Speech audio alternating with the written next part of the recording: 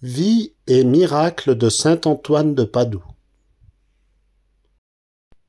Dans le tumulte du XIIIe siècle, au cœur du Portugal, naît vers 1195 à Lisbonne un enfant au destin singulier, Fernando Martin de Boloès, issu d'une famille noble, élevé dans le confort et la foi chrétienne. Le jeune Fernando reçoit très tôt les semences d'un amour profond pour Dieu. Il grandit entre les murs de la cathédrale, entouré de prêtres, d'écrits sacrés et de chants liturgiques. Mais son âme cherche plus qu'une simple foi héritée. Il désire vivre l'Évangile jusqu'au bout. Très jeune, il rentre chez les chanoines réguliers de Saint-Augustin, où il passe près de 10 années à étudier la Bible et les pères de l'Église avec un sérieux exceptionnel. Il acquiert une érudition rare, mais il sent encore un appel plus radical. Vers 1220, tout bascule. Le jeune Fernando voit passer les reliques de 5 franciscains, récemment martyrisés au Maroc.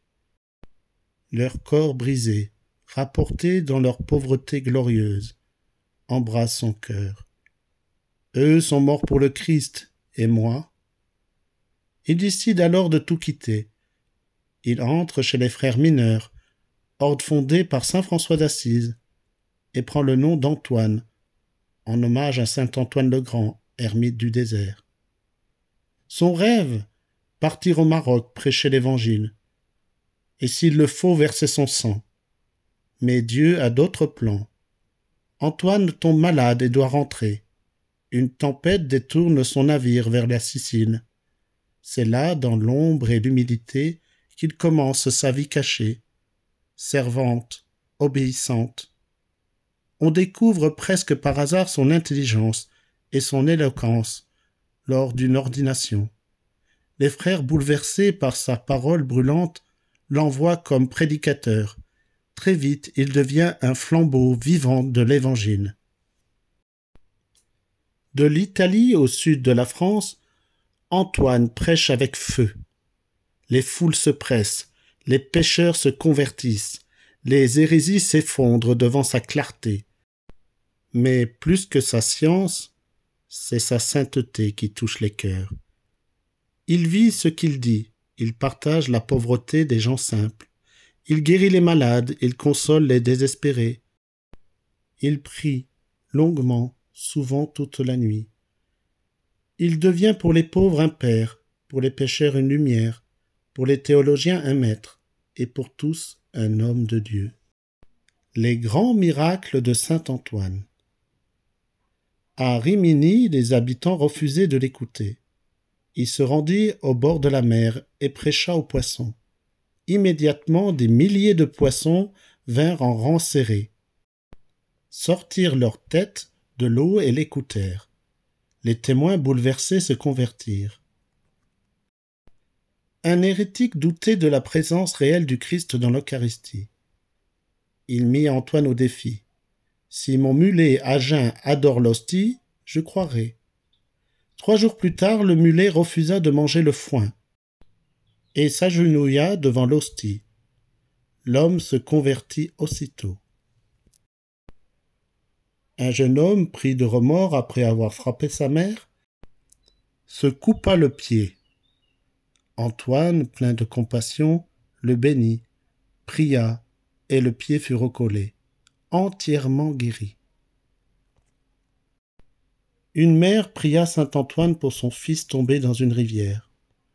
L'enfant retrouvé, accroché à une racine, était sain et sauf, contre toute attente. Un homme prétendait aimer Dieu, mais ne donnait rien aux pauvres. Antoine déclara « Il n'a pas de cœur ». Après sa mort, son cœur avait disparu de son corps. On le retrouva dans un coffre rempli d'or.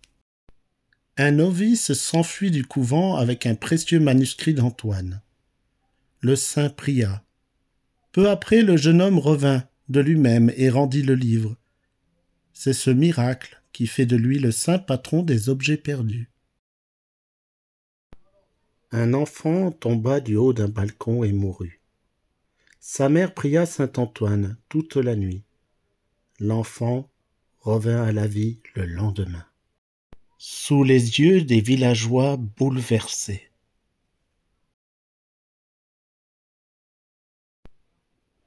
Lors de l'exhumation de son corps, plusieurs années après sa mort, tout avait disparu, sauf sa langue, intacte et rouge, signe de sa prédication inspirée par l'Esprit Saint. Quand Antoine prêchait à des foules de plusieurs nationalités, chacun entendait sa propre langue, comme à la Pentecôte. Ce miracle fut rapporté à plusieurs reprises. Antoine annonça plusieurs événements à l'avance. Des morts, des conversions, des catastrophes. Tout ce qu'il prophétisait s'accomplissait fidèlement. Une lumière qui ne s'éteint jamais. Saint Antoine meurt à 36 ans, le 13 juin 1231, à Arcella, près de Padoue. À sa mort, les cloches se mettent à sonner toutes seules. Le peuple accourt en criant « Le saint est mort ! Le saint est mort !» À Padoue, une immense foule se rassemble. On se dispute même les morceaux de sa tunique. Des miracles éclatent aussitôt sur son passage. Il est canonisé moins d'1 an après sa mort par le pape Grégoire IX, qui le surnomme l'Arche du Testament. Son tombeau devient un lieu de pèlerinage mondial, visité par des millions de croyants chaque année. Mais sa présence ne s'est pas arrêtée là. Encore aujourd'hui, sa puissance d'intercession est reconnue partout dans le monde. Saint Antoine est invoqué pour retrouver les objets perdus, mais aussi la foi, l'espérance ou la paix intérieure.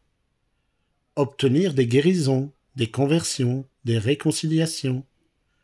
Protéger les voyageurs, les familles, les enfants. Combattre les tentations, les blocages, les impasses humaines. Et d'innombrables fidèles témoignent encore aujourd'hui. J'ai prié saint Antoine et il m'a exaucé. Il est un compagnon fidèle dans l'épreuve, un intercesseur rapide, un ami du ciel à qui rien n'est indifférent. Et toi, lecteur, as-tu une cause difficile à confier, une situation désespérée, un cœur brisé ou un chemin perdu?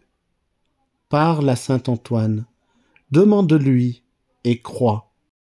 Il t'écoutera, comme il a toujours fait depuis plus de 800 ans. Cette histoire t'a touché? Abonne-toi, active la cloche, laisse un j'aime et partage cette vidéo. À très bientôt!